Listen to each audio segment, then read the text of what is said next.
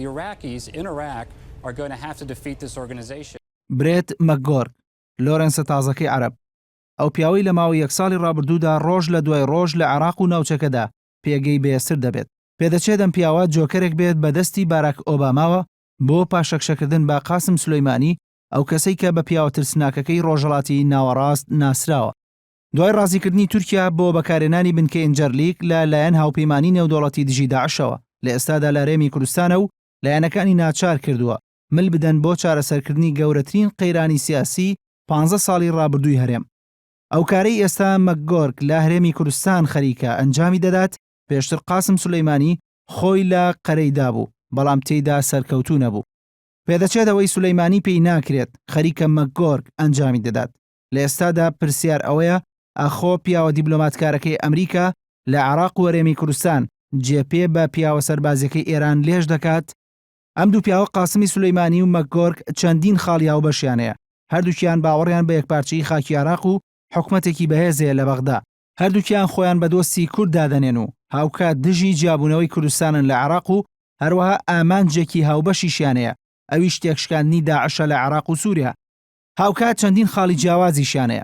قاسمی سولەیمانی جەنەڕاڵێکی سوپای ئێرانە و هیچ پلەیەکی دیبلۆماسی نییە، بەڵام لە بەرامبەردا برێت مەکگۆرک دیبلۆماتکارێکی شارەزا و بە ئەزموونە و هیچ ئەزمونێکی سەربازی نییە، ئەگەرچی ناوبەناو لە بەرەکانی جەنگی دژ بە داعش دەردەکەوێت.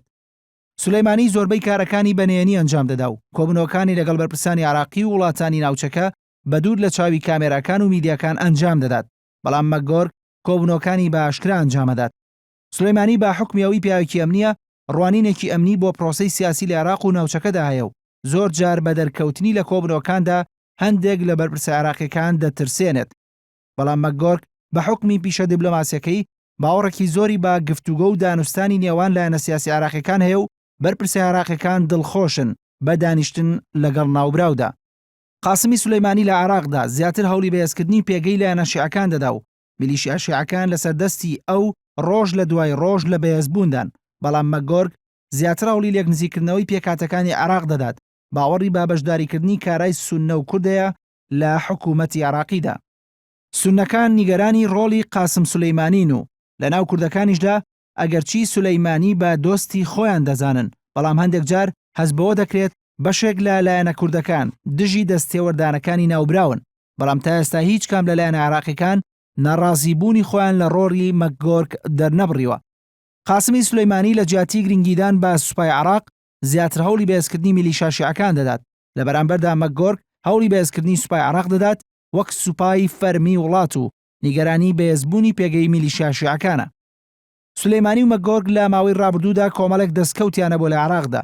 سولەیمانی لە دوای هێرشی داعشەوە لە ساڵی 2014دا لە ماوەیەکی کورددا توانی بە هەزاران چەکداری شیعە لە ریزەکانی حەشدی شەعبیدا ڕێک بخات، بەڵام سەرکردایەتی میلیشیا شیعەکانی کرد بۆ پاشەکشەکردن بە چەکدارانی داعش لە پارێزگاکانی دیالە و سەلاحەدین. لە بەرامبەردا مەکگۆرک ڕۆڵێکی کارای بینی لە پێکەنانی حکومەتی نوێ عێراق لە سەختترین قۆناغدا دوای کەوتنی مووسڵ، ڕۆڵێکی گرنگی گێڕا لە ئاساییکردنەوەی پەیوەندیەکانی پێکاتەی سوننە و حکوومەتی ناوەندی. توانی هەرێم ڕازی بکات لە بەشداری پێکردنی پێشمەرگا بۆ ڕزگارکردنی مووسڵ، توانیشان بەشانی جەنرال جۆن ئالێن هاوپەیمانی نێودەوڵەتی دژ بە داعش بەهێز بکاو. لەم دوایانەشدا ڕۆڵێکی کارای بینی لە ڕازیکردنی تورکیا بۆ بەکارهێنانی بنکەی ئەنجەرلیک بۆ لێدانی داعش. مەکگۆرک کە لە ئێستادا لە هەرێمی کوردستانە پێدەچێت ڕازیکردنی لایەنەکانی هەرێم بۆ چارەسەرکردنی پرسی سەرۆکایەتی هەرێم ببێتە دوایین دەستکەوتی ناوبراو لە عێراقدا.